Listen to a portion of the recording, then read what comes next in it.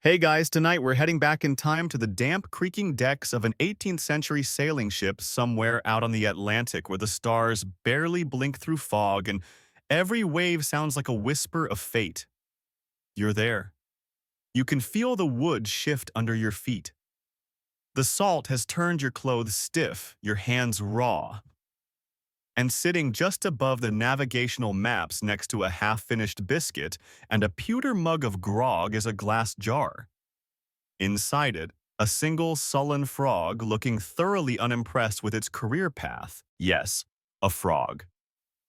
Floating, sometimes paddling lazily, sometimes sulking at the bottom. You're told dead serious that this little green passenger might just be your best shot at predicting a storm. Never mind the ship's windsock or the crewmate with a bum knee who claims he can smell bad weather. This is the Pickled Frog system. You probably won't survive this voyage if we're being honest. Between the dysentery, the storms, and the very real possibility of confusing a thundercloud for a seagull, odds are grim. But hey, at least you've got a frog in a jar. So before you get comfortable, take a moment to like the video and subscribe, but only if you genuinely enjoy what I do here. Let me know in the comments where you're listening from and what time it is, especially if you're near the sea. Now, dim the lights, maybe turn on a fan for that soft background hum, and let's ease into tonight's journey together. You trudge below deck where it's cooler, darker, and somehow always damp. The smell is half salt, half mildew, and unmistakably amphibian. A small crate beside a stack of barrels carries the ship's weather station, two jars cloudy with slime, each containing a single European tree frog. The sailor who watches over them. Horace, maybe? He never blinks, whereas the left one always acts up before rain. You lean in. The frog does seem twitchy. Frog-based weather forecasting wasn't the mainstream tool you'd think it might have been. In the 1700s, serious seafarers relied on barometric pressure if they had the instruments, and on experience. But when you're weeks out at sea, half-starved and running low on rum, even a rumor of a frog predicting a squall starts to sound pretty scientific. The theory was that these frogs are sensitive to changes in humidity and barometric pressure. If they swim more, climb the glass, or croak, well, something might be coming. Of course, frogs also do these things when they're hungry, bored, or just annoyed. They've been trapped in a jar in the middle of the ocean. Historians still argue whether these frogs were truly used across multiple ships, or whether this was more of a sailor's tall tale, passed around between sips of sour ale. Some journals mentioned storm frogs in casual detail. Others read like parody. One ship's log described a frog that leapt with such enthusiasm it convinced the first mate to shorten sail. No storm came. The frog was demoted. You imagine sitting there watching the frog. Is he swimming because he senses rain? Or is it because someone forgot to feed him? Is that croak a weather alert? Or a complaint? No one can say. Horace taps the glass. He's right. You know, he mutters. Never wrong, that one. You ask how long he's been doing this. He looks at you and whispers, "Too long." The ship rocks. A distant roll of thunder, or maybe just the hull adjusting to the waves. Still, your frog is swimming in a circle. Not frantic, just purposeful. That means missed according to Horace. Or maybe he's chasing a phantom bug. There's a reason frogs were chosen for this bizarre honor, and not, say, cats or ferrets or parrots. Frogs were cheap, easy to find, and known for reacting to environmental changes. Some natural philosophers even conducted formal experiments. A German writer in the late 1600s claimed frogs could predict earthquakes, which feels wildly optimistic, but you respect the hustle. The trick was keeping the frog alive.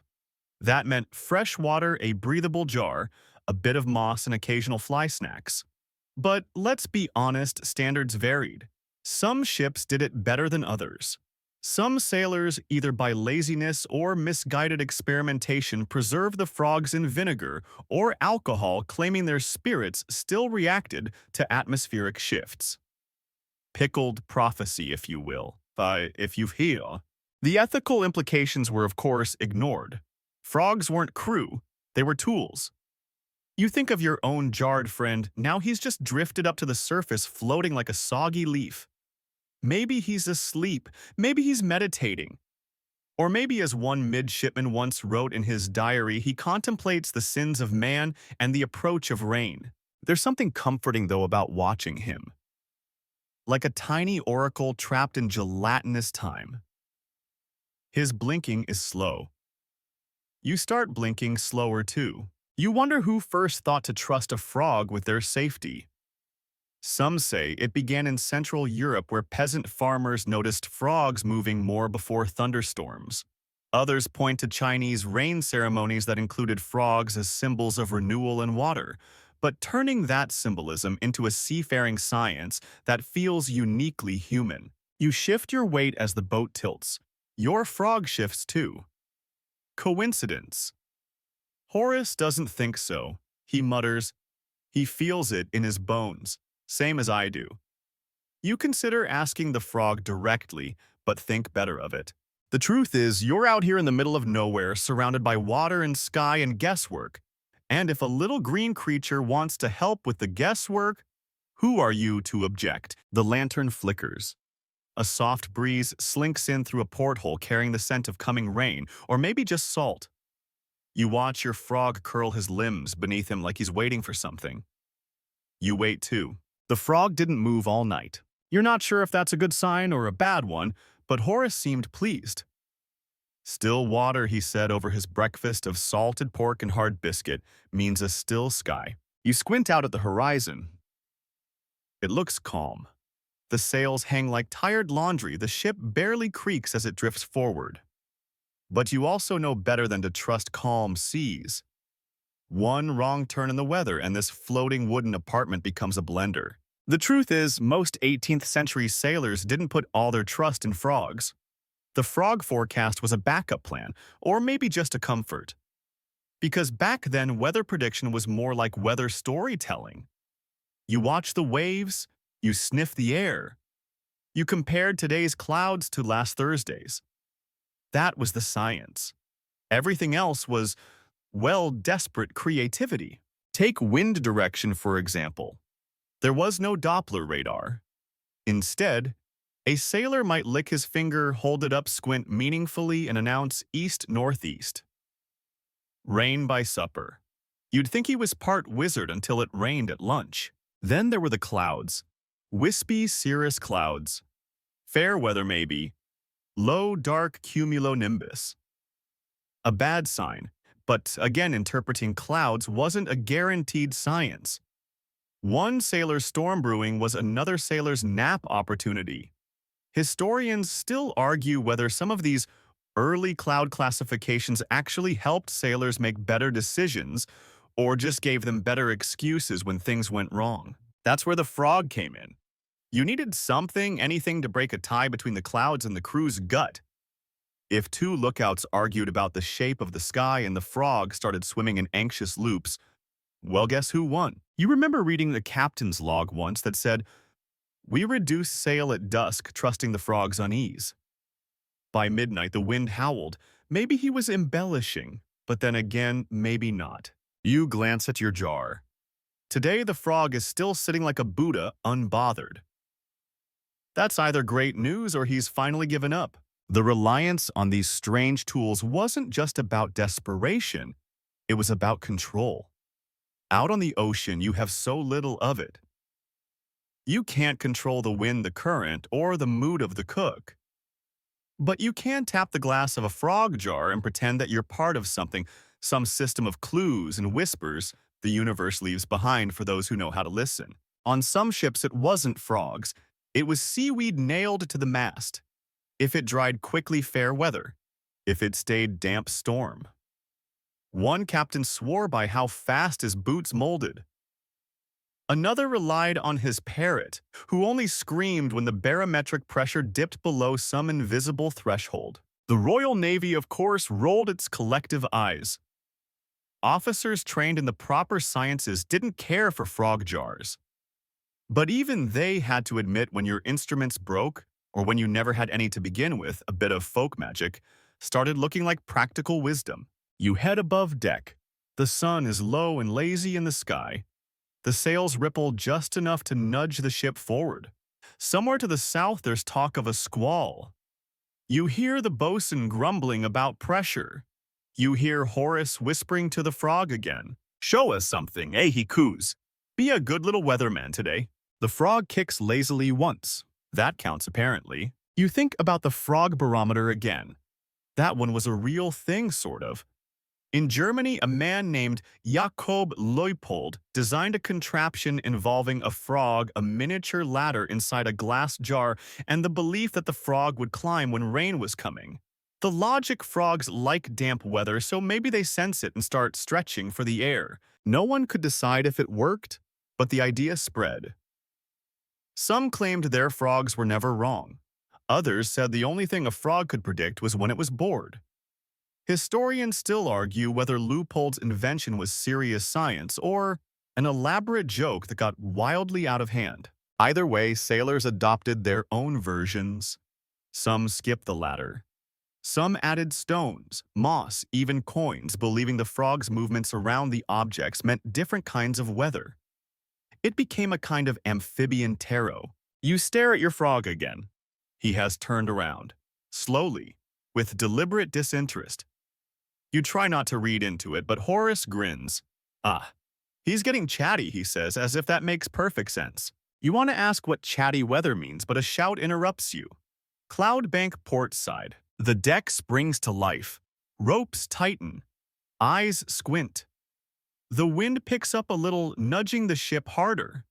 It could be nothing. It could be everything. Below deck, you check the frog. He's floating again. Still quiet, as if conserving energy.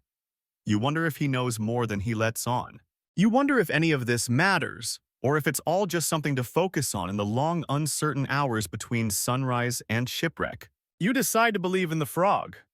Just for tonight. It feels better than guessing. You don't know it yet, but the cloud bank never hits you. It slips past in the night, the storm fizzling into a moody drizzle that doesn't even wake most of the crew. The frog, smug as ever, does a slow circle at dawn and then settles into his moss as if to say, "Told you so." You've now entered the weird twilight phase of sea life where you're both bored and hyper-aware. Days pass with slow meals, chores, repairs. Nights stretch long and dark, pierced only by creaking wood and murmured stories, many of them oddly enough about animals that allegedly saved ships.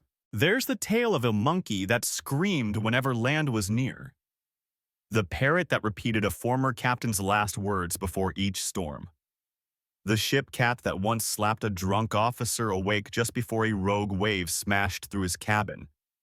That one might be true. But frogs, those had the air of mystical legitimacy. People have linked frogs to rain for centuries. In ancient Egypt, frogs were symbols of fertility and rebirth, probably because they'd appear in droves after the Nile's flooding.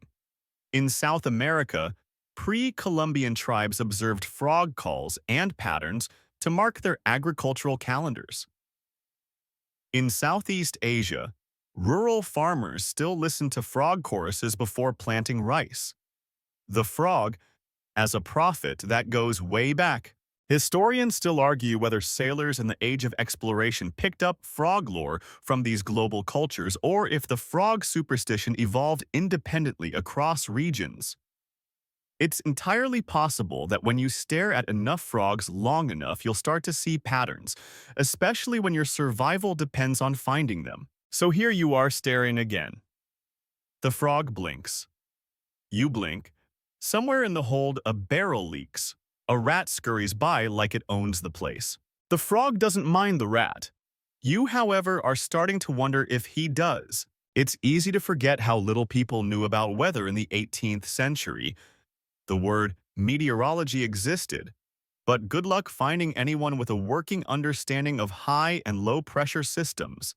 Instead, weather was read like tea leaves, waves, wind shifts, bird patterns, joint pain, animal quirks. One captain wrote about how his beard curled in bad weather. Another refused to sail unless his dog's ears were upright. Against that backdrop, frog forecasting wasn't that much weirder. In fact, it might have been one of the more logical guesses. Frogs breathe partly through their skin. That makes them highly sensitive to changes in air pressure and humidity. In theory, that means they can sense coming weather. In practice, it means your frog could freak out because someone opened a hatch too quickly. Interpret that however you like. One German naturalist in the mid-1700s claimed that frogs would vibrate before thunder. He didn't explain how he measured frog vibrations, nor did he explain why his frogs were apparently possessed by the spirit of an anxious tuning fork. You think about trying it yourself, just holding the jar and waiting for a vibe. But Horace, reading your expression, just pats your shoulder and says he doesn't perform on demand. That's fair. You begin to wonder what kind of training a frog would need to be considered an official weather consultant. Probably none. Yet still, he has your attention more than the compass does. During downtime, sailors start wagering on the frog's predictions. A handful of dried peas says he's right. 2 copper coins say he's wrong. A smuggled orange, a true treasure if he does something new entirely. It becomes the ship's unofficial lottery. Your frog somehow. Now your frog starts getting nicknames. Captain Croak, General Rainboots, the Green Oracle. One crew member insists on calling him Sebastian, and insists further that Sebastian prefers mist to fog. It's nonsense. But it's wholesome nonsense, and out here nonsense is sometimes all you have. One morning you wake to find Horace asleep beside the frog crate, snoring gently while the jar rocks with the ship. The frog floats, eyes half-lidded, legs splayed like a tiny philosopher in bathwater. You sit with them. The ship groans. Somewhere overhead, someone drops a bucket. The frog kicks once, then twice. Slow, deliberate movements. Horace snorts awake and says storm by dusk. You ask why. He shrugs. It's in his stroke. A proper barometer, if you had one, would measure atmospheric pressure drops. It would help confirm what the frog is maybe sensing. But few ships carried barometers then. They were expensive, fragile, and mostly owned by scientists or obsessively cautious merchants. Your ship has a frog. That's your budget level. Historians still debate whether frog forecasting worked any better than chance. Some data suggest they're about as accurate as coin flips. Other reports' diary entries mostly claim near-perfect predictions. But here's the kicker. Even if the frog's accuracy was 50-50, it felt like certainty to the crew. And belief is a powerful thing, especially when the sea starts roaring. That evening, dark clouds cluster on the horizon. Not fast, but steady. You feel the shift in the air, cooler, heavier, wrapped in silence. The frog clings to the side of his jar. No swim, no float, just a firm, motionless grip. Horace stands beside you, arms crossed. He knows. You think he's joking, but Horace isn't smiling. Below, sailors check rigging. Voices drop to whispers. Lanterns are lit early. That night, the wind arrives like a warning. Not a storm yet, but something. You climb into your hammock, listening to the wood creak harder, the water slap louder. The frog, still stuck to the glass like he's bracing for whatever comes next. And now, you are too. The storm never really breaks. It dances at the edge of your world, teasing, sighing, pulling at the sails without ever screaming. All night long you feel it lurking in the dark, like a cat that's lost interest but might still pounce out of habit. You wake twice to adjust your hammock, half expecting chaos, but the ship only groans and sways like it's rocking itself to sleep. By morning, the clouds have smudged into pale gray streaks. The wind is tired. And the frog, he's moved off the glass and now floats upside down in what Horace swears is his cooling down position. Means it passed us by, he mutters, pouring you tea so bitter it feels personal. Sebastian knew. You sip, trying not to grimace. Or maybe he got bored. Horace raises a brow.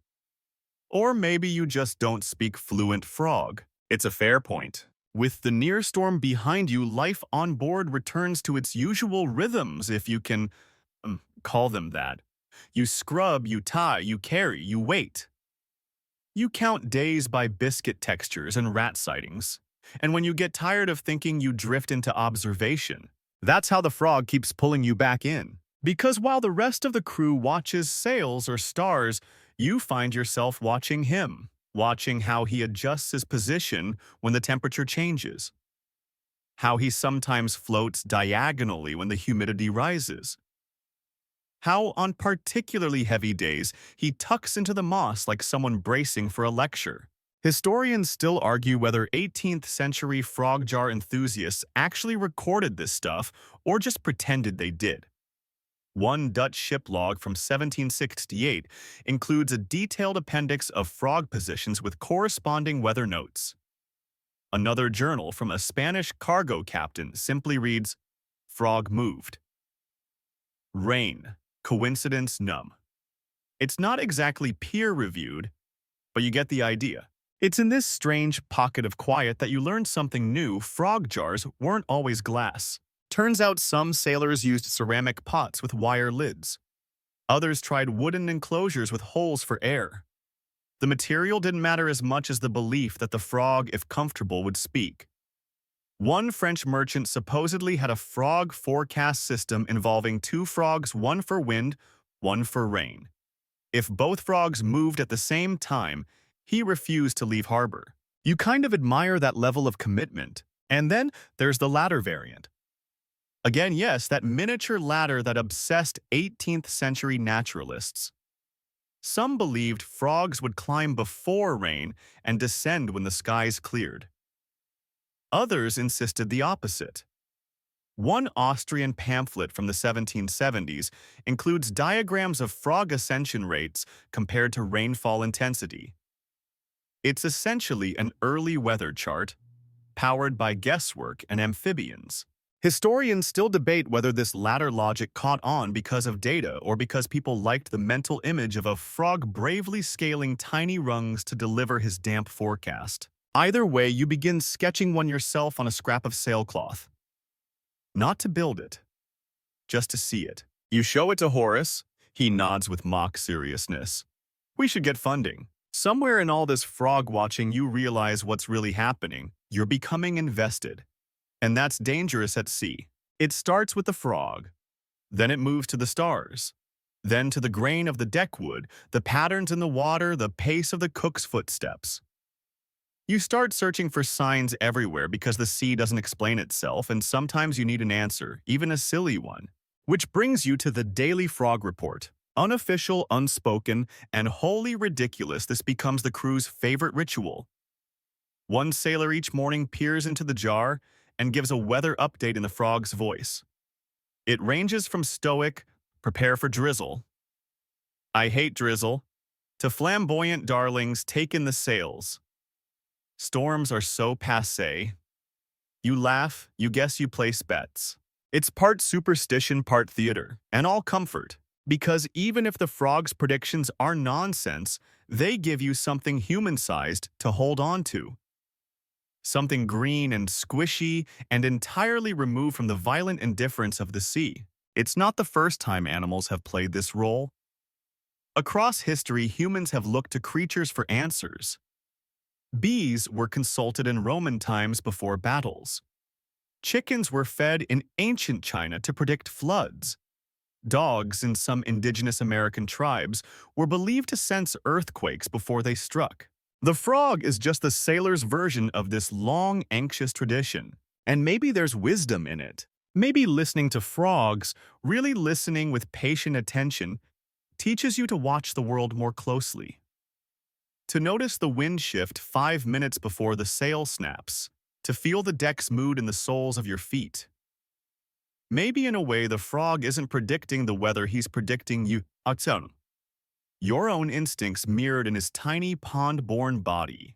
That afternoon, a squall strikes the neighboring merchant vessel half a league east. You see its sails shudder, hear its distant bell clang. But your ship glides untouched, serenely skirting the mess like a polite guest avoiding a drunken relative. Horace nods at your frog. He knew.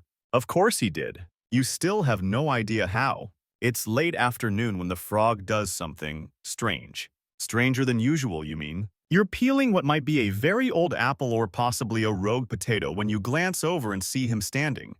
Not floating, not lounging. Standing.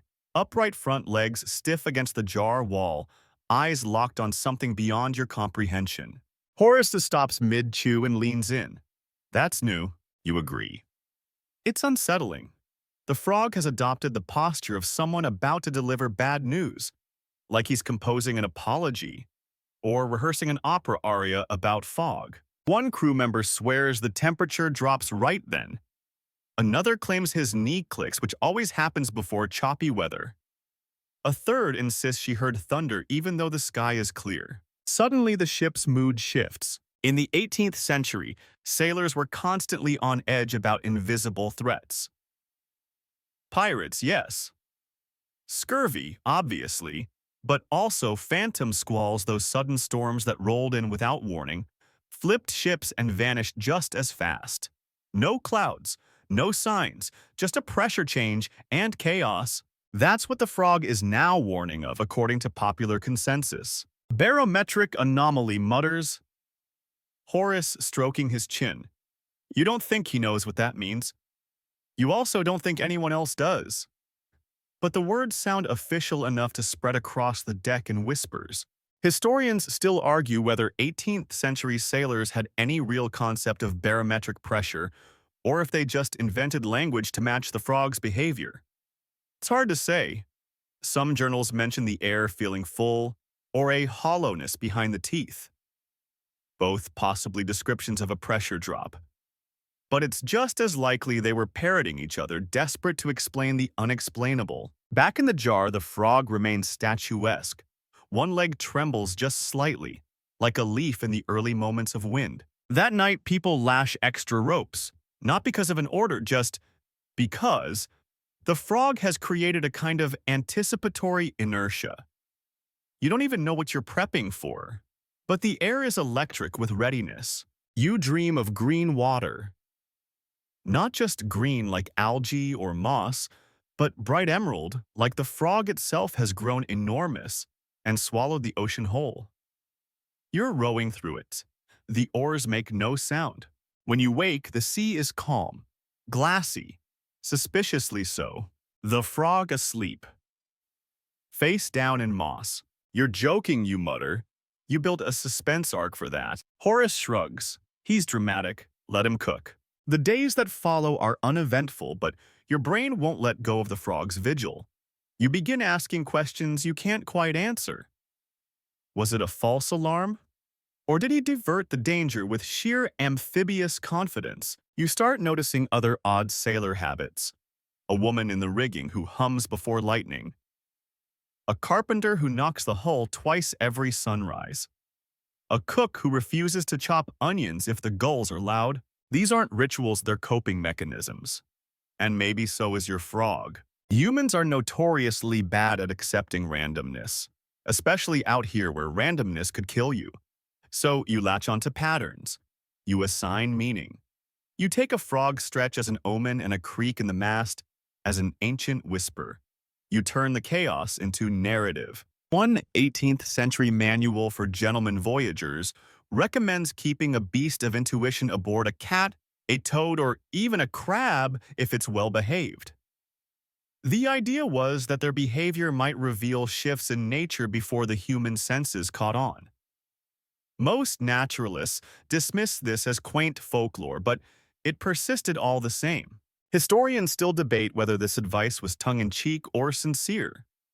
Some suspect it was a satirical jab at the wealthy who demanded signs and symbols for every bump in the ocean.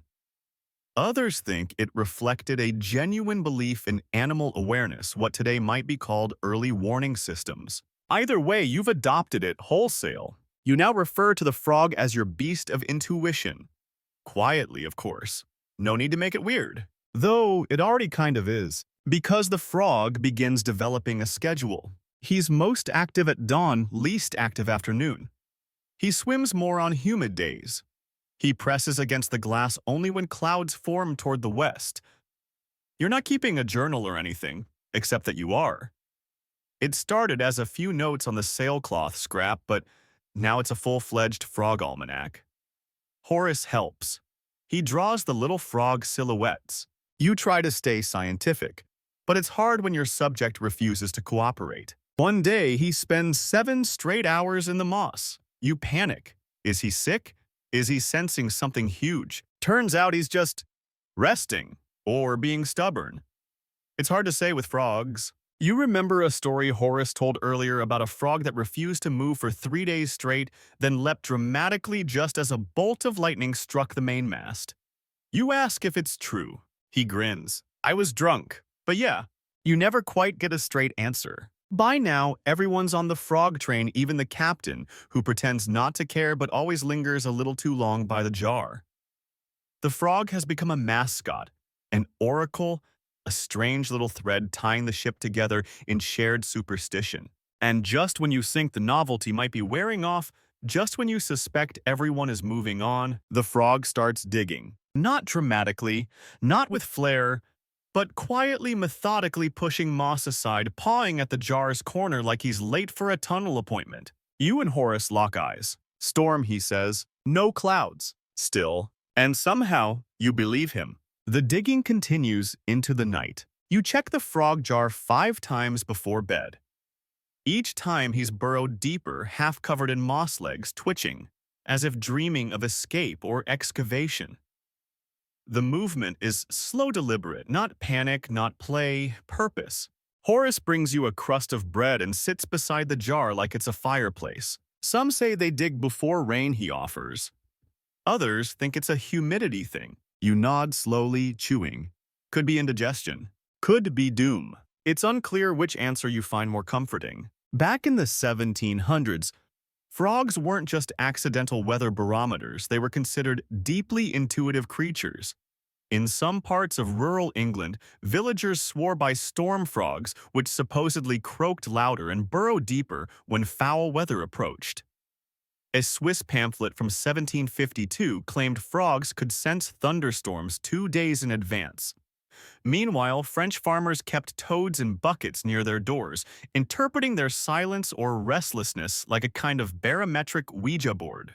Historians still argue whether the burrowing behavior is linked to changes in barometric pressure temperature shifts or plain old amphibian moodiness. There are no definitive answers, just patterns. Stories, notes in margins, and worried glances. Your shipmate Francesca thinks the frog is having a moment. Maybe he's homesick, she says, stroking her pet rat absent-mindedly. I get like that too. You spend part of the next day researching frog moods in a battered copy of Natural Curiosities and Their Maritime Uses. It has a full chapter on aquatic seers, including frogs, fish, and jellyfish. One entry reads, "When the frog takes to soil within his jar, the sky shall churn." No source, no proof, just certainty. And then the wind changes. It's not sudden, but it's decisive. Like someone flipping a signpost. The sails luff, the ropes hum. The wood underfoot tightens with that unmistakable anticipation, an energy that buzzes in your teeth more than your ears. The kind of moment you feel even before you see anything. The frog fully buried. Only his little eyes poking up from the moss like periscopes. You want to laugh. You want to scream. You want to beg him to come out and clarify like a meteorologist holding back the 5-day forecast out of spite. Instead, you prepare. No official storm warning has been called, but the frog has spoken. And out here, that's good enough. You and Horace double-check the rigging. Francesca secures her rat with a tiny scrap of cloth. Even the captain inspects the compass twice. All eyes drift back to the jar again and again like it's a glowing crystal. The sky grows darker in steps like someone dimming lanterns across the heavens. A distant line of cloud, low-fat, bruised-looking, begins to gather on the horizon. It crawls slowly as if deciding whether it's worth the effort to arrive. Someone asks, "How long do we have?" Horace gestures vaguely at the jar. He didn't say. The tension mounts. Not panic, just expectation. The kind of quiet before a school bell or a verdict or a first kiss. Heavy dents charged. Then as dusk turns amber, it begins. Not thunder, not lightning, Just rain. Relentless silver rain arriving like a whisper that suddenly remembers how to shout. Sheets of it drumming the deck, swallowing voices. You lift your arms and feel it coat your sleeves in seconds. Cold. Smooth. Absolute. The frog stays buried. You start to wonder if he's actually fallen asleep mid-crisis. But Horace leans close to the glass and smiles. See, he called it. You grin too, soaked, chilled, weirdly triumphant. It's not that the frog caused the storm, but somehow his strange little ritual gave you a head start, a feeling of readiness, a claim of agency over something far too large to control. That's what frog jars really are, illusions of influence, placebos for the soul. And you need that out here floating in the nothing. During the storm, a few sailors joke that the frog should be promoted. One sketches a tiny captain's hat on a scrap of parchment and tapes it to the side of the jar. You snort when you see it, partly because it's absurd and partly because you agree. After the rain eases, the mood shifts from tension to celebration. Nobody says it aloud, but the shared relief is palpable. You got through it. The sails are intact. No one went overboard. And the frog was right. You start calling him Baron Sebastian. It sticks. There's even talk of writing down his movements formally. The Baron's log, someone suggests. You like the sound of it. The idea of creating a language between man and frog, of decoding ripples and burrows into prophecy. Historians still debate whether any of these efforts had lasting scientific value. Most of the frog journals from this period are either lost or dismissed as pseudoscience, but they show something important: the human desire to understand, to listen, even when the voice is croaky and the answers are murky. In the days after the storm, the sea settles into a rhythm again. The frog emerges, blinking slowly, looking smug. You imagine him yawning. Job well done. You reward him with a fresh clump of moss. He sits on it like a king returning to his throne. Horace leans beside you, sipping lukewarm tea. You think he'll warn us next time? You nod. If he's feeling generous. The frog stretches one leg. Interpret that as you will. You wake to calm. Not suspicious calm, like after a storm. Just gentle stillness. The sea rolls beneath you with a motherly rhythm, steady and slow. The sails billow lightly. Somewhere below deck, someone is humming what might be a lullaby or a sea shanty sung sideways. The frog is perched on his moss island, eyes half-lidded, in what can only be described as a power pose. You're not sure if he's meditating or plotting, but you respect it either way. On ships like this, long-haul merchant vessels of the 18th century, days like today are rare and precious.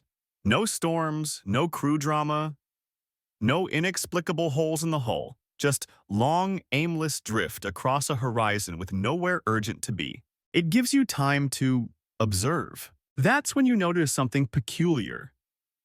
A small jar similar to yours nestled beside a stack of crates. Inside, another frog, but this one is blue. You blink hard. You call Horace over. He blinks too. Didn't know we had a second jar. You approach like it's radioactive. Which, to be fair, some frogs actually are, but probably not this one. Inside, the blue frog sits motionless, pressed against the glass as though trying to avoid detection. Or perhaps judging you. Turns out it belongs to Francesca. His name is Giovanni, she says, adjusting her cap. He doesn't do storms. He does wind. Wind. She nods solemnly. If he leans left, tailwinds. Right, headwinds. Or so I tell myself. You realize yours isn't the only frog with a reputation aboard. In fact, a little investigation reveals 3 more frog jars. One in the galley named Muffin, one beside the anchor rig Hector, and one up by the helm mysteriously unnamed, referred to only as the Prophet. Apparently, you've been part of a secret society this whole time, the Order of the Amphibian Augurs. Historians still argue whether frog barometers were a maritime-wide trend or localized eccentricities. Some logs from Dutch vessels mention them. Spanish sailors preferred cats or chickens. Portuguese explorers curiously trusted no animals at all and reportedly placed great faith in dreams about oranges. Interpret that as you will. But here on this ship, frogs rule. You and Horace take a casual frog census. Each one behaves slightly differently. Giovanni leans when the wind shifts, though this might just be the angle of the jar. Muffin hides under a coin every time someone sneezes. Hector kicks when it's about to rain, but also when he's hungry, confused, or bored. The prophet hasn't moved in 2 weeks, and yet has acquired a near-religious following. It's absurd and delightful. You begin organizing a frog summit. Nothing formal, just an evening gathering on the upper deck, frogs included. Someone brings tea. Someone else plays a soft tune on a battered mandolin. The frogs sit in their jars like a row of sleepy dignitaries. You light a lantern. The glow bounces off the glass like it's holy. Each frog is presented. Their behaviors catalogued. Their quirks debated. Baron Sebastian, of course, receives top billing. His storm prediction saga is told with dramatic flair. Muffin, not to be outdone, responds by flipping her moss bedding in protest or panache. It's unclear. Giovanni attempts an escape but ends up flipping himself like a bean. It's the most fun you've had in weeks. This is what life at sea becomes, sometimes finding comfort in silliness. Anchoring your sanity to rituals, inside jokes, and small green creatures with unpredictable moods. When days blend into nights and the ocean never changes, you need a little mystery. One sailor, Marcus, jokes about forming a frog watch, like a weather service but way more judgmental. Someone else suggests uniforms. Tiny ones. You make a mental note to draw frog hats in the logbook later. That night, as the summit winds down and mugs are emptied, you lean back against a coil of rope and stare at the stars, crisp and sharp and infinite. The sky's so clear it feels like you're seeing the bones of the universe. Beside you, Baron Sebastian rests, limbs splayed contentedly.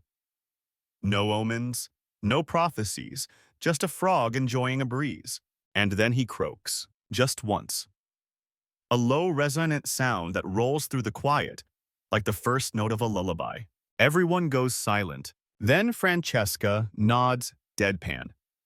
Well, that's the quarterly weather report, I guess. You all burst into hushed laughter. The kind that feels warm in the chest. The kind that makes you forget you're hundreds of miles from land. Historians still debate whether frogs croaking had any predictive value. Some believed the pitch changed before certain weather patterns. Others thought volume indicated wind speed.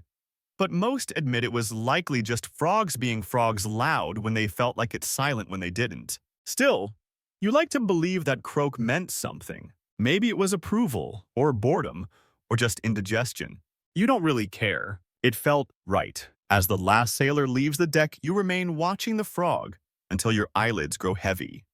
The waves murmur beneath you. The lantern flickers.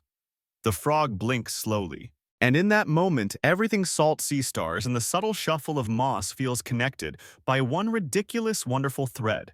A frog in a jar on a boat, beneath the cosmos. The next morning, your dreams still dripping behind your eyelids, you wake to muffled excitement on deck. You sit up, blink through the haze, and find Horace leaning over the frog jar with a furrowed brow. He's facing west, Horace says solemnly. You rub your face. And he never faces west. You squint at Baron Sebastian. He's nestled in his moss pile, indeed turned in the opposite direction from his usual lounging pose. A tiny back is all that's visible, hunched solemn like a monk contemplating the void. You don't want to admit it, but even you feel a ripple of unease. Across the deck, Francesca nods. Something's off.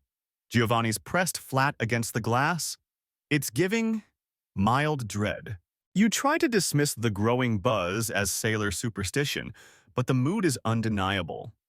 It's not fear exactly, but it is a kind of tensed stillness. The kind of calm where everyone walks more quietly than usual, where jokes die mid-air. That's when the captain calls for a course correction. Not a huge one, just a shift to the southeast. He claims it's about dodging a current, but he doesn't look convinced himself. You spot his eyes dart toward the prophet, who remains unmoving but weirdly menacing, like a little green sphinx. Historians still argue whether sea captains ever officially relied on frog behavior for navigation.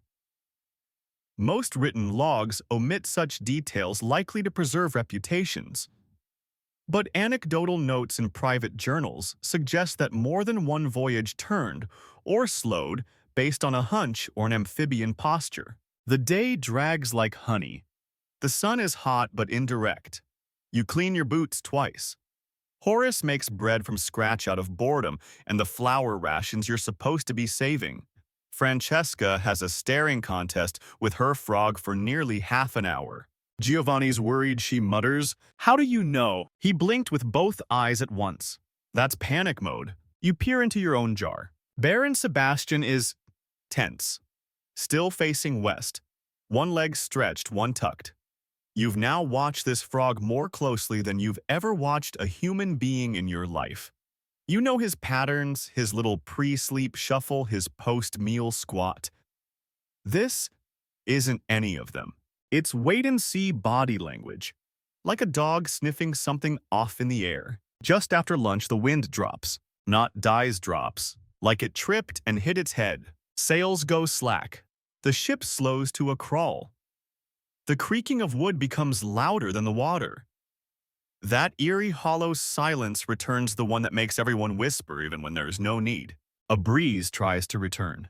Gives up. Baron Sebastian tucks his chin under his belly like he's hunkering down. "Do we think?" Horace starts. But no one wants to finish the sentence. It's not quite a storm. Not quite a calm. It's a kind of atmospheric shrug. A blank space where weather should be. You crack open the Baron's log. Under posture. Westward, you pencil in possible signal of doldrums. Or deep amphibian sulk. You spend the afternoon reviewing your own makeshift frog data. There are over 50 entries now. Burrowed halfway.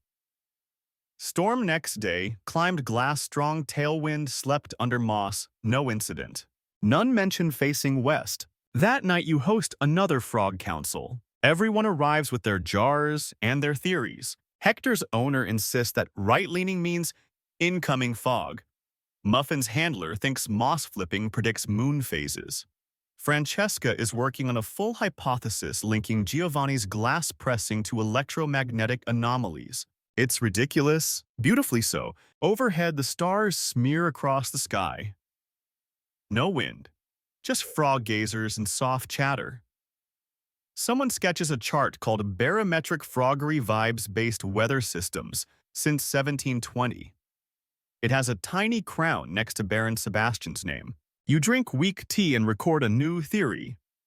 Frogs may enter meditative states in advance of confusing meteorological changes. Then, as if on cue, Baron Sebastian flips back to face north. Everyone gasps. Yes, gasps.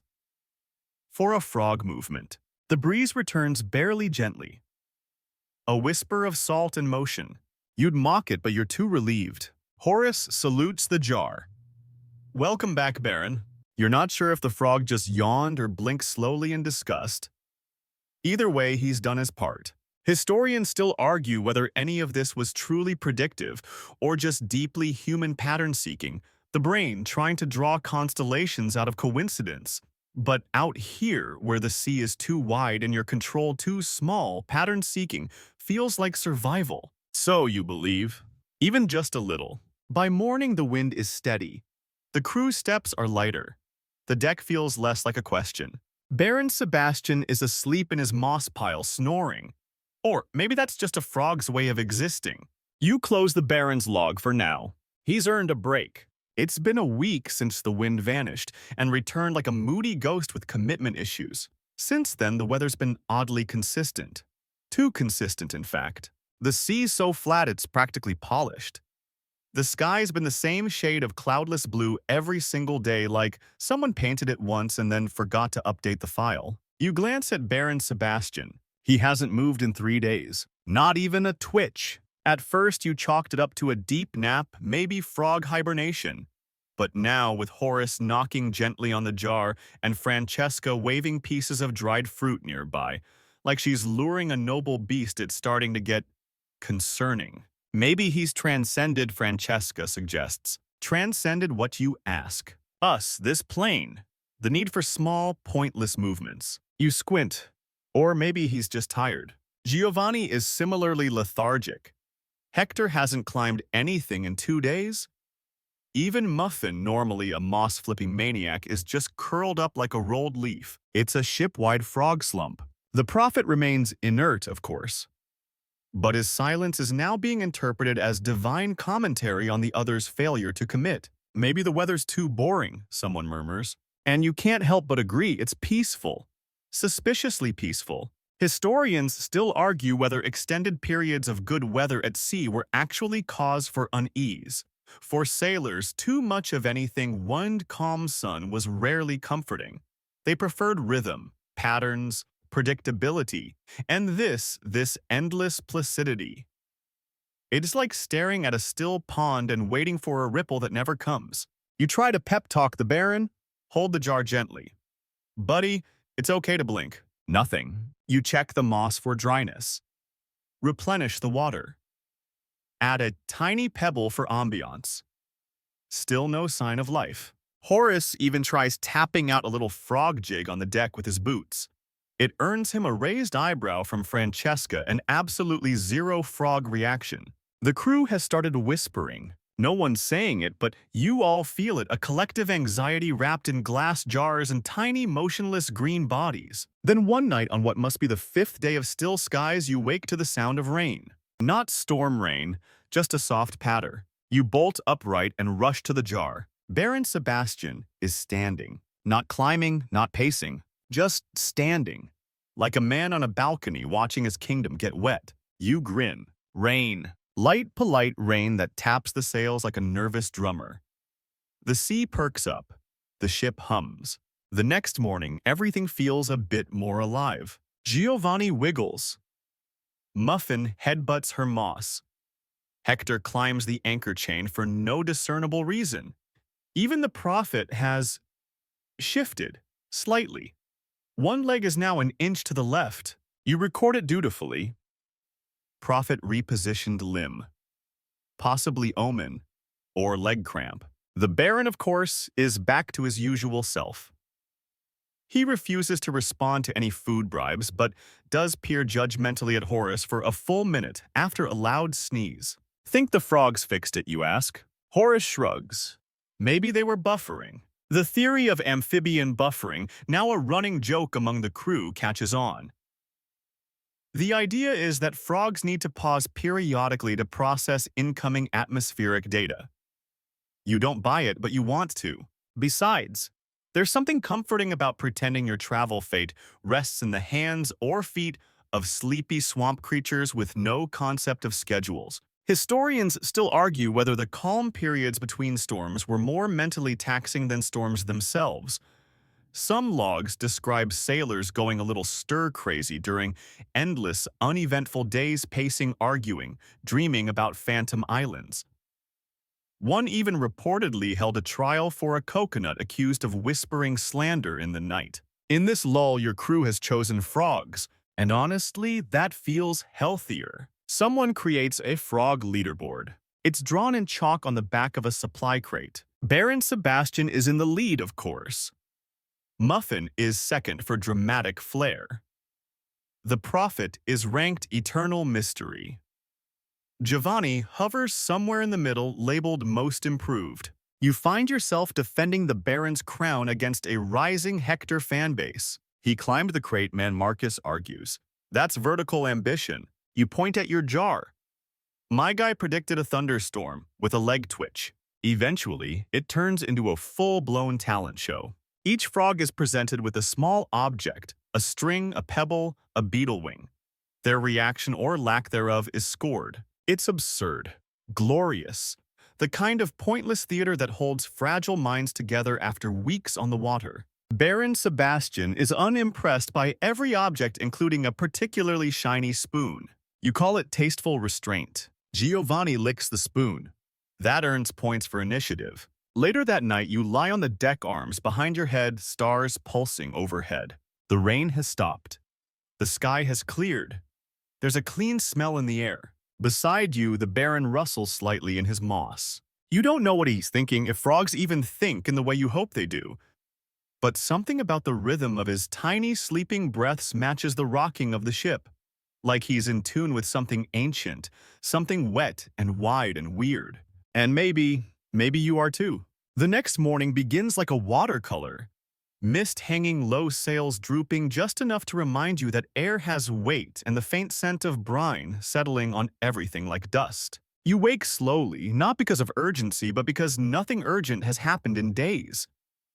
It's that lazy kind of motion where even the ship seems unsure whether it should bother moving. Baron Sebastian is asleep again, or meditating, or pretending you don't exist.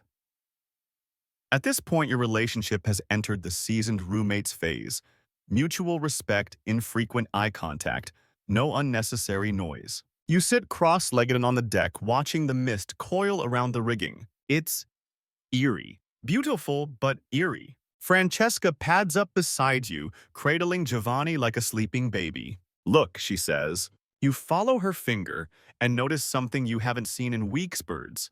Tiny ones, fluttering low, darting near the water, not enough to indicate land is near, but enough to make everyone pause. Birds at sea are either harbingers or liars, sometimes both. Horace mutters, maybe they're lost, maybe you all are. Historians still argue whether seabird appearances reliably signaled proximity to land. Some journals insisted they did. Others claimed it was coincidence, especially if certain species followed ships out of habit like salty paparazzi.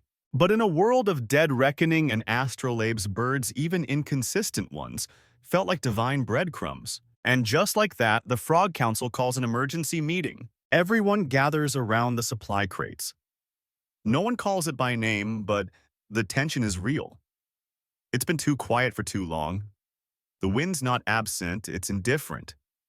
And now there are birds. Something is up. First to speak is Elena, Muffin's handler. Muffin climbed the rope ladder this morning, made it to rung 6. That's unprecedented. Muffin's previous record was rung 3 in an aggressive nap. Giovanni reportedly flipped over a snail shell, stared at it, and then hopped into Francesca's shoe. Symbolic, she says. Definitely symbolic. Even the prophet has changed positions. He now sits with his back to everyone, facing a shadowed corner of his jar. It's the frog equivalent of a dramatic soliloquy. Then you offer your update. Baron Sebastian spent 10 minutes staring at his own reflection. A gasp. A murmur. Someone says, is he self-aware? You nod solemnly. Either that or he saw something we didn't. The group decides it's time to test the frogs. A new, not at all scientifically sound experiment is devised. The Great Map Shuffle. Here's how it works. Each frog is placed on a weathered chart of the surrounding sea. Wherever it hops or refuses to hop is interpreted as a sign. It's absolute nonsense. But also the best thing that's happened all week. Baron Sebastian is first. You gently place him on the chart. He sits, thinks, lifts one leg, scratches his eye. Then hops directly onto a small circular marking that reads Uncharted Shoal. Visibility uncertain. You freeze. The others lean in. You think someone begins, but no one finishes. You all just nod. It's decided you'll adjust course slightly. Nothing drastic, just enough to humor the frog. Or fate. The captain is skeptical but indulges the plan. At this point, he's too sunburned and too tired to argue with amphibian logic. That night, the sky thickens. Clouds move in slow, deliberate, heavy as syrup. Lightning flickers on the horizon like a strobe light for gods. The frogs grow restless. Hector climbs upside down. Muffin refuses food. Giovanni hums. No one's sure it's humming, but there's a faint noise and it's coming from his jar. Francesca records it in a whisper, Giovanni vocalization frequency unknown. Possibly singing, possibly warning. You sit with Baron Sebastian, whispering little nothings to him like a nervous parent. He shifts once, tucks his feet under his belly like he's curling up for something big. That night, the storm finally breaks. Not sudden, not violent, but massive. Sheets of rain pour down in warm cascades. Wind claws at the sails. The ship doesn't so much rock as sway like a drunk nobleman trying to appear dignified. It's beautiful, terrifying, intimate, and yet nobody panics. Because it was expected. Because the frog said so. Baron Sebastian rides it out in quiet dignity, bracing himself with his tiny toes. When a gust of wind sends a loose barrel careening, he doesn't flinch. The prophet remains in shadow. Giovanni hums louder. Historians still argue whether sea creatures, frogs, cats, even rats, had genuine atmospheric sensitivity or simply picked up on subtle environmental cues faster than humans. Some believe it's a myth, a romantic overlay to an otherwise brutal career. But too many logs mention odd animal behavior just before a gale.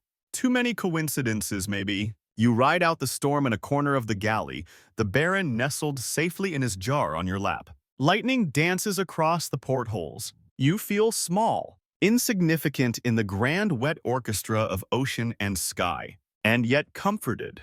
Because something on this ship, however small and green and squishy, saw it coming. By morning it's past. The air is clean. The ship intact. The frogs resting. Baron Sebastian lies flat on his moss, one leg twitching like he's dreaming of bugs or thunder. You smile, stretch your legs, and make your first log entry of the day. Storm past. 0 damage. Frog forecast accurate. You pause, then add, Baron Sebastian undefeated. You wake up with a crick in your neck and the soft, unmistakable feeling of damp socks. The kind of damp that comes from salt-heavy sea air and maybe also a rogue bucket. Someone swears faintly in the next room something about weevils in the flour again, and above the gulls are back cackling like petty aristocrats. You reach over and check on Baron Sebastian. He's still sleeping diagonally draped across a moss clump like he owns the jar. Which, in all fairness, he kind of does now. The storm has passed. The sea is calmer than it has any right to be, and everything smells like soggy wood and lemons if lemons were made of barnacles and regret. A faint knock on the doorframe. Francesca. She pokes her head in. You need to see this. Outside the sky is a watercolor again. Bruised purples smudging into creams and faded blue. But it's not the sky she's pointing at. It's the horizon. Because there's something there. At first, you squint. Think it's just your tired brain misreading the line between sea and sky, but no, there's shape, color, texture, and island. A small one. Lush, lopsided. Possibly leaning in a way that suggests it's either been asleep for centuries or plotting mischief. It isn't marked on your chart. It also happens to be precisely where Baron Sebastian hopped during the map shuffle.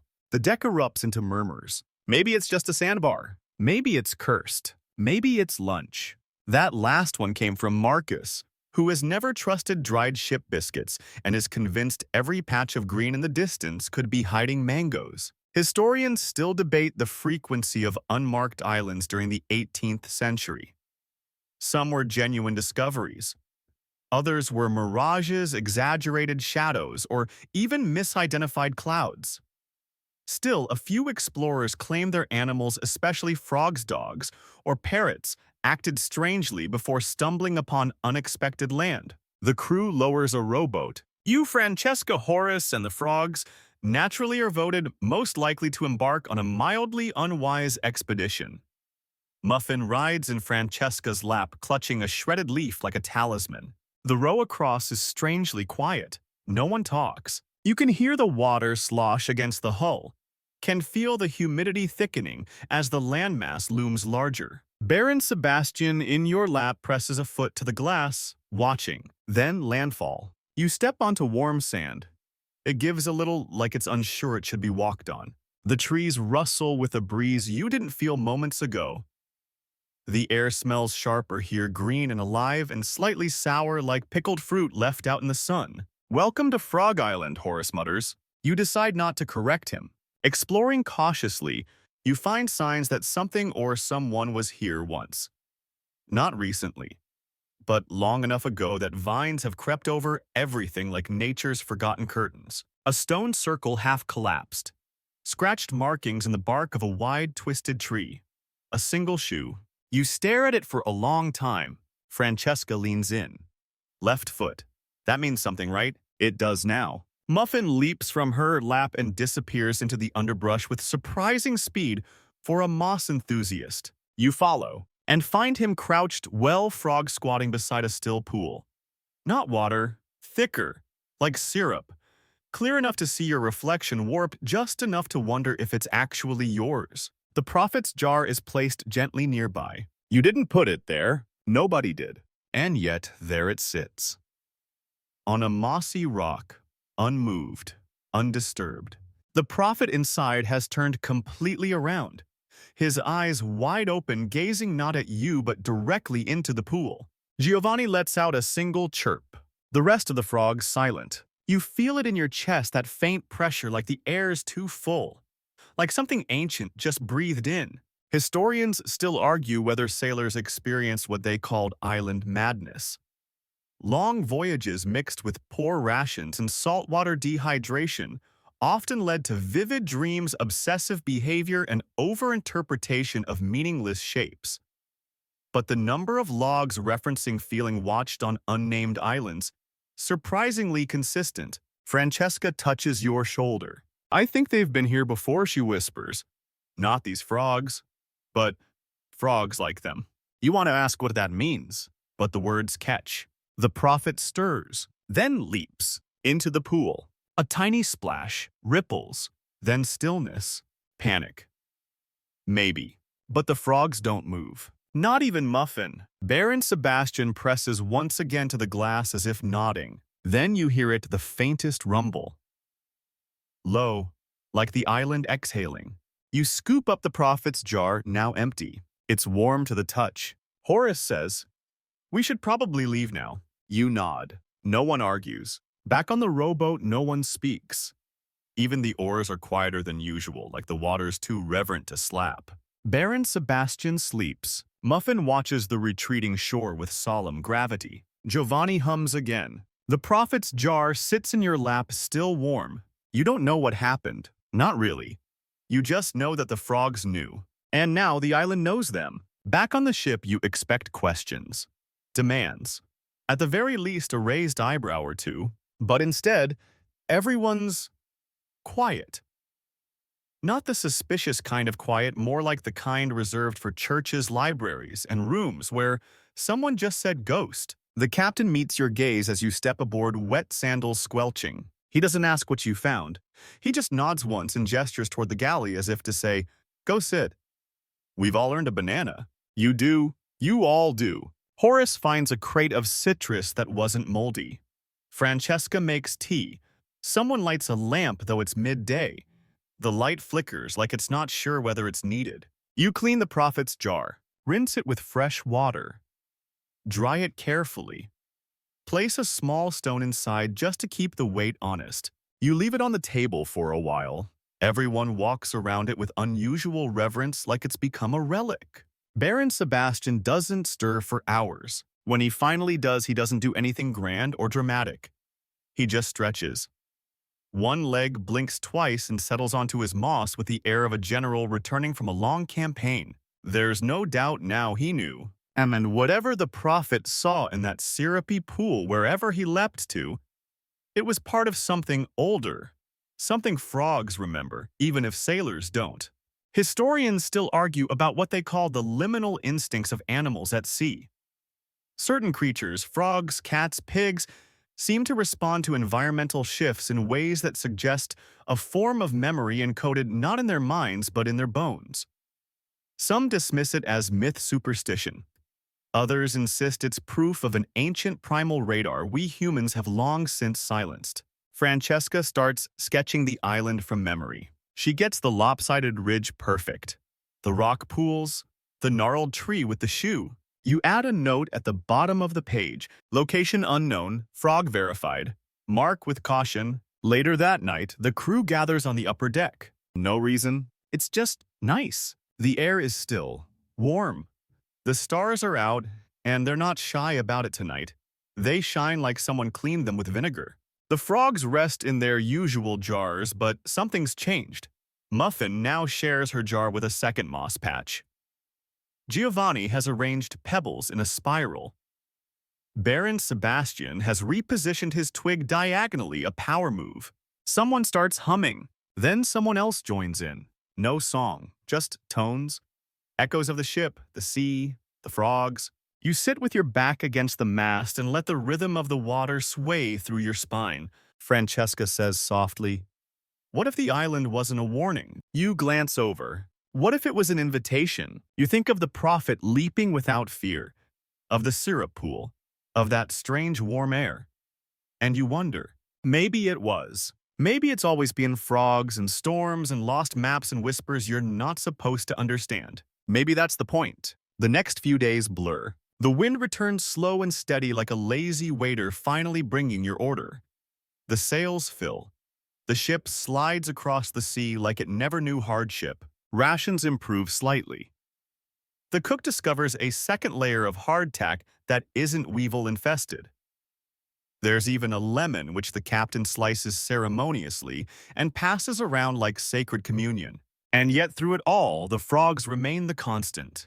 Baron Sebastian has taken to standing upright on his moss like a tiny general. Muffin now responds to her name with what might be a shrug. Giovanni hums at sunrise, every sunrise, and the prophet's jar empty still sits in a niche carved into the captain's desk. No one touches it now. It's become a kind of shrine, not morbid, just quiet, respectful. You've started keeping a log, a real one. Not just storm patterns and wind shifts, but frog behavior. You note, May 18th. Muffin sneezed during mild squall. Possible low-pressure sensitivity, May 19th. Giovanni stared at horizon for 27 minutes. Crew followed his gaze, saw nothing, felt something. May 20th. Baron Sebastian turned slowly toward port. Course adjusted slightly, found favorable current. Frog-led navigation, IC4 1 charts equals 0. Historians still debate the use of animals in early navigation.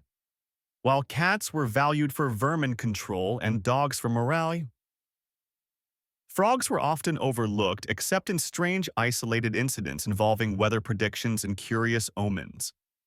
Most dismiss these as sailor folklore, but the logs persist, quietly, repeatedly. Tonight you sit alone with Baron Sebastian. The others are below playing cards or dreaming of mangoes and dry socks. You lift his jar gently, hold it near your face. He stares back. Then after a long pause, he lifts one leg and rests it against the glass exactly where your thumb is.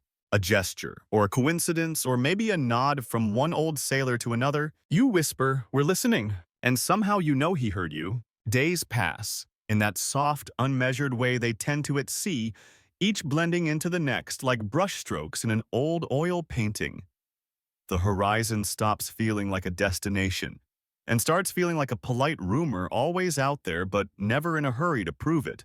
You wake to the sound of Giovanni humming again. Not the high-pitched trill from before, this one's deeper, like the creak of ropes in a friendly wind. He's perched neatly on his pebble spiral, gazing due east. And the weather, calm, suspiciously calm. Francesca joins you at the rail with a bowl of something approximating oatmeal. "I think we're in the eye." You nod. The sky has that pale, paper-thin brightness that often comes with eerie stillness. The water barely moves. Even the sails seem to be holding their breath. Baron Sebastian isn't twitching. He's meditating, or communing, or maybe just enjoying the ambiance. The prophet's jar rests beside you, still empty but heavy with meaning. A small fern has grown where the stone once sat. You didn't put it there. Neither did anyone else. Horace tried. It vanished, then regrew. Botanists might call it a coincidence. Historians might call it absurd. Sailors just mutter something about frog magic and go back to polishing brass. Still, the logs continue. The frog patterns become more precise. Baron Sebastian now adjusts his posture a full 20 minutes before a change in wind. Muffin has developed a fondness for facing north during sunrise. If she doesn't rain, usually follows. Giovanni begins tapping one toe against the glass each time the compass needle hesitates. Historians still debate whether shipboard animals actually developed environmental sensitivity or whether crew members simply projected meaning onto harmless quirks.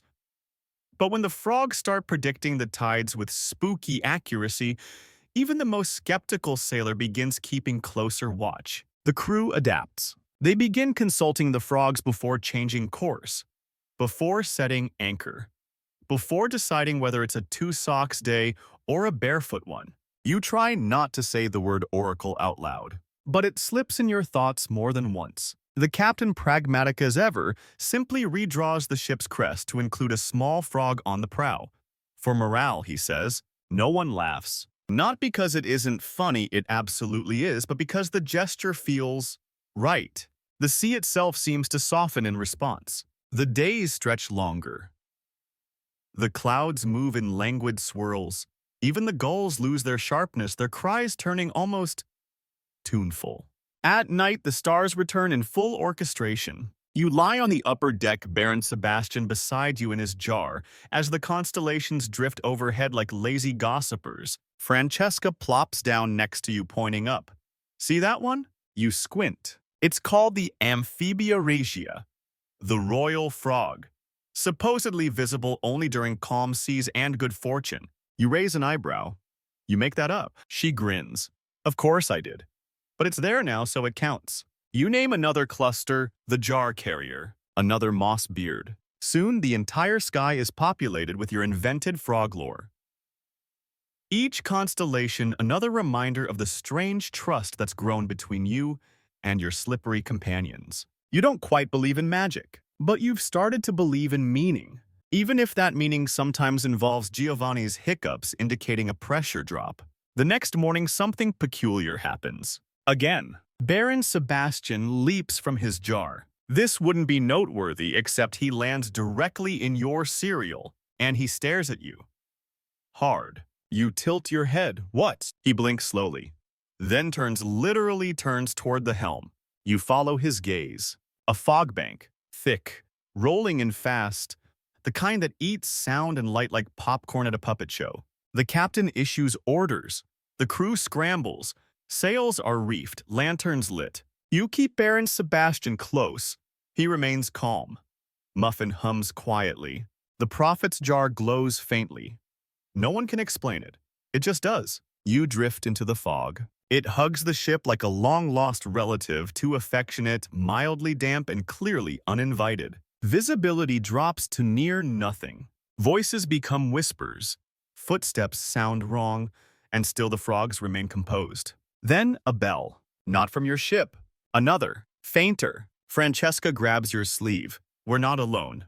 Historians still argue about phantom ships in fog. Whether they were real vessels hidden by mist, the echoes of drowned sailors, or figments of imagination born from isolation and fish-heavy diets. But records show that many ships, especially those relying on animal omens, avoided fog entirely if their frogs so much as yawned sideways. Yours did not. In fact, Baron Sebastian is humming now, deep and rhythmic. Then you see it, a silhouette. Not large, not threatening, just there, floating silently alongside your ship, maybe 20 feet away. Unmanned, no sails, covered in barnacles and seaweed. And at the bow, perched atop a rusted figurehead, is a frog. Not a real one, a carved one. Wood, but worn smooth by time and salt. You all stare. Even the crew goes quiet. Then Baron Sebastian croaks, and the fog parts. Just like that. Sunlight spills in. The other ship vanishes. So does the humming. Only Baron Sebastian remains still, blinking once very slowly like he's just closed a book and doesn't plan on explaining it. Francesca leans close and whispers, I don't think we found the frogs. I think they found us. You nod. You felt it too. This isn't just about storms and weather and bad oatmeal. It's something older, and somehow you're a part of it now. The fog lifts slowly, as if reluctant to let you go entirely. You watch the last threads curl off the rigging like smoke from an old campfire. The sea beyond is suddenly endless again, just blue and shimmer, and a single gull flying low and unbothered. You breathe. So does the crew. Someone mutters, "Did that actually happen?" Someone else answers, "Define actually." The captain doesn't speak. He simply scratches the frog emblem on the helm's new carving and stares into the horizon with a kind of calm you've never seen on him before. Back in the galley, Muffin rearranges her moss. Giovanni builds a new pebble pyramid. Baron Sebastian naps 1 foot tucked under his chin like a tiny monk, and the prophet's jar glows faintly. Again, historians still wrestle with the notion of animal memory. The idea that certain creatures retain instincts not just from personal experience but from ancestral knowledge embedded in their biology. It's been studied in birds, insects, even salmon. But frogs don't get mentioned nearly enough. You start calling the logs something new. Not weather reports, not navigation updates, just the Frog Almanac. You use a different ink. Let the letters meander more. It feels ceremonial. The captain approves. Put it in the ship's records, he says, and lock it when you're done. So you do. Each day becomes quieter now. Not in a boring way, just in that rich, contented silence that grows between old friends. The frogs set the pace. When they stretch lazily at dawn, the crew doesn't rush. When they sit still in the afternoon, the crew follows suit. It's no longer about reacting to storms. It's about listening. One morning, Baron Sebastian positions himself perfectly at the center of his jar facing south. No movement, no twitching, just absolute geometric stillness. Francesca peers in. "South, huh?" The captain nods. "Turn her 20 degrees. Someone protests. "No wind in that direction." The captain just points at the frog. The crew obeys. Within 4 hours, the wind shifts, just as predicted. Later that night during dinner, someone sets a dried fig near the prophet's jar. It vanishes by morning. Not eaten, not bitten, just gone. No one talks about it. But from then on, little gifts appear daily. Bits of sugar-dried mango peel, a particularly nice pebble. Always placed with care, always vanished by sunrise.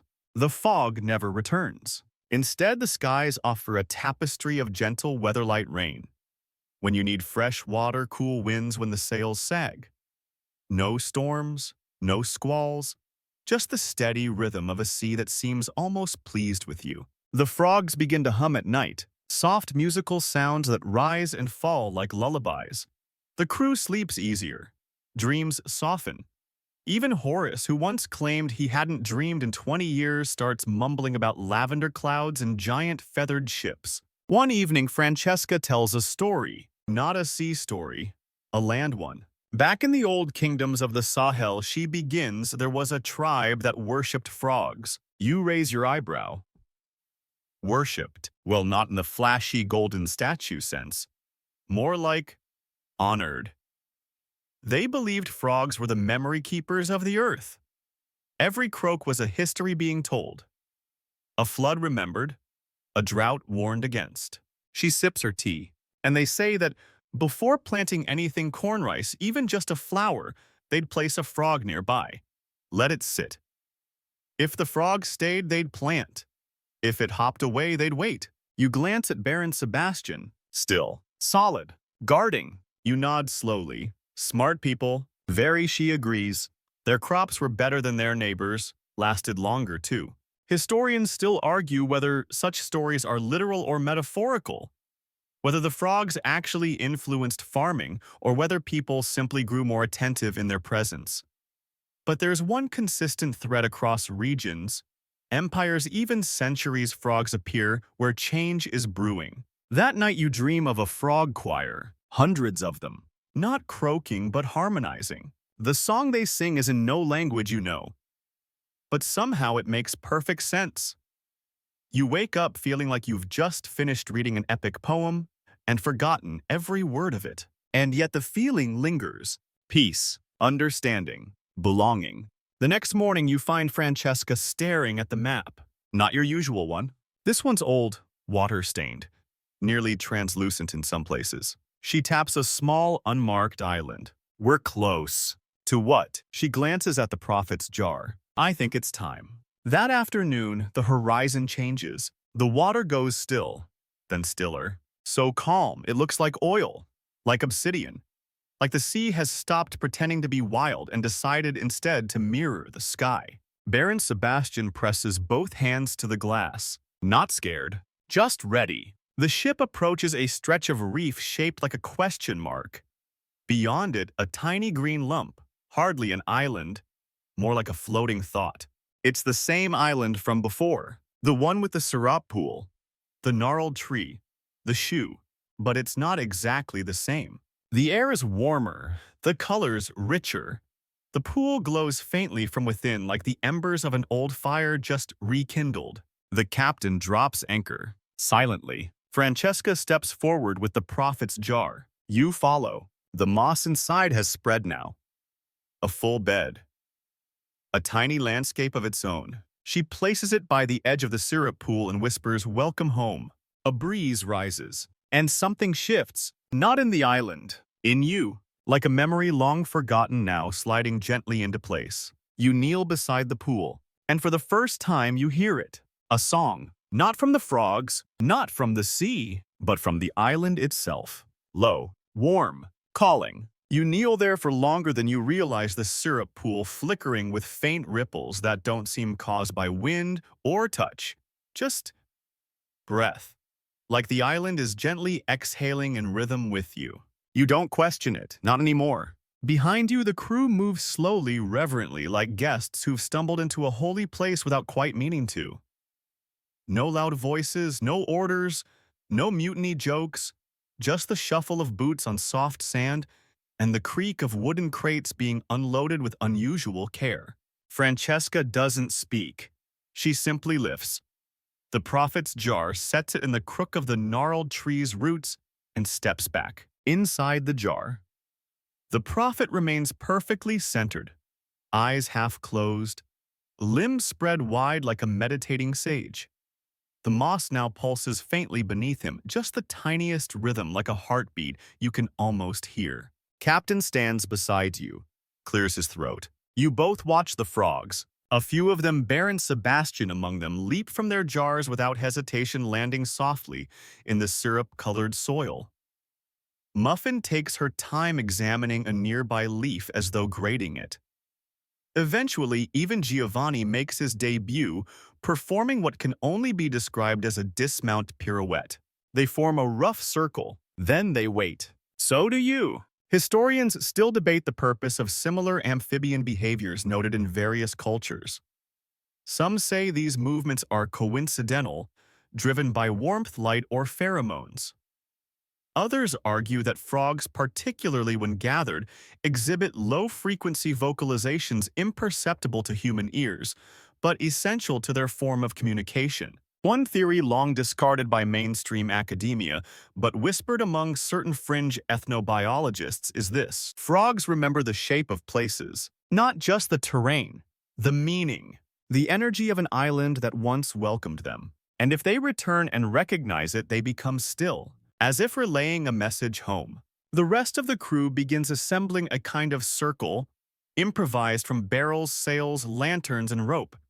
Not a ritual exactly, more like an instinctual arrangement. Everyone gives the frogs civis. Dinner that night is silent. Nobody cooks. You eat dried figs and cold tea, passing the jar without speaking. The moon rises high above the gnarled tree, casting long silver lines down the syrup pool's surface. The prophet remains unmoved. And then just before midnight, he opens his mouth. He doesn't croak. He hums. A sound so low and steady it could be mistaken for wind against canvas. But you know better. One by one, the other frogs join in. Not perfectly synced, more like jazz musicians feeling their way through an old standard. Together, they build a vibration. It runs under your fingernails, behind your eyes, through the hollows of your chest. Like someone tuning the room you're standing in. It lasts for 4 minutes. Then silence. Francesca stands. Says only he's ready. You ask, for what? And she smiles. To go back in the jar. And somehow it feels right, like tucking in a child. You walk forward, lift the jar, and the prophet, without being prompted, hops back in, settling on the moss as though nothing unusual had happened at all. Baron Sebastian follows. So do the others. As dawn breaks, you lift the jar to the rising sun. A beam of light refracts through the thick glass and colors your hand a deep emerald green. You whisper, "Thank you." Later, back on the ship, the air feels different. Not lighter, not heavier, just clearer. Like you've finally blinked away the fog you didn't know you'd been seeing through. You don't sail away. Not yet. You stay anchored for 3 days. No one wants to rush this. You draw maps of the island. Sketch the tree. Take note of the frog's positions each day. Record wind direction, tidal movement, lunar cycles. A new frog almanac begins. One afternoon, the captain passes you a small package, wrapped in wax cloth. Inside a single jar. Empty, clean. For the next one, he says. You ask next what? He shrugs. You'll know. When the day finally comes to raise anchor, everyone helps slowly, reverently, like folding a well-loved blanket. The frogs are quiet in their jars. Even Muffin.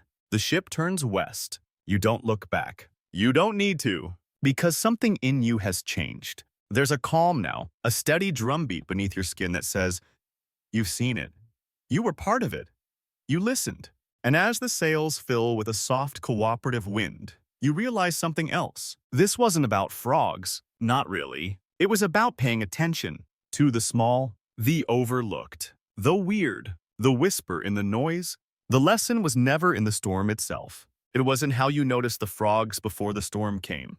It wasn't how you learned to see stillness not as laziness but as data, as memory, as warning, as wisdom. And now you carry that with you, not in a jar, but in your breath, your hands, your gaze, your next map, and every strange little ripple in your tea that makes you pause and wonder, what is it trying to tell me? So now, with the sails calm and the frogs sleeping, the sky opens up in soft layers of lavender and honey.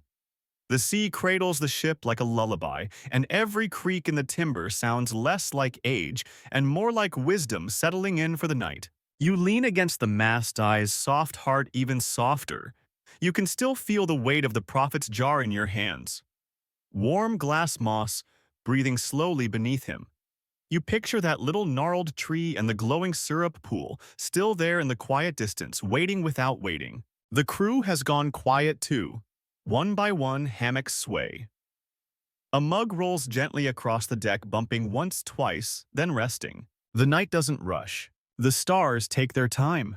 And that old familiar hum. Maybe it's in your head, maybe it's coming from somewhere deeper, stirs once more in your chest like a gentle reminder. You are not adrift. You are attuned. The waves nudge the hull. The lanterns flicker low. And whatever comes next, storm, sun, silence, you'll meet it with your eyes open and your ear tilted just slightly toward the frogs.